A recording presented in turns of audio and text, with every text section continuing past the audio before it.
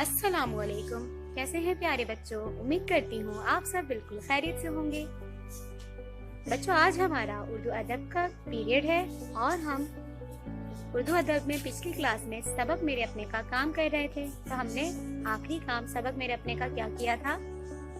अल्फाज मायने किए थे। तो अब हम चलते हैं सबक मेरे अपने के अगले काम की तरफ। तो अगला काम हमारे पास है सवाल जवाब। क्या काम है अगला हमारे पास? सवाल जवाब। तो चलें चलते हैं सवाल जवाब की तरफ। तो ये है हमारे पास सवाल जवाब। पहला सवाल हमारे पास है, ये किसके घर की कहानी है? ये किसके घर की कहानी है? तो बच्चों, याद है हमने सबक मेरे अपने की बुलंद ख्वानी और वसाहत की थी। तो उसमें कौन अपने घर की कहानी बता रहा था? सलीम। तो जवाब हम लिखेंगे, ये सलीम के घर की कहानी है।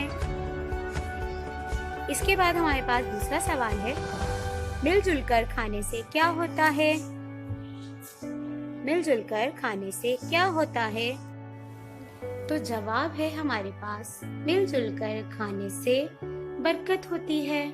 मिलजुल कर खाने से बरकत होती है। तो आज की क्लास में बच्चों इतना ही। मिलते हैं इंशाल्लाह अब अपनी अगली क्लास में। तब तक के लिए अपना बहुत ख्याल रखिएगा। अल्लाह हाफिज।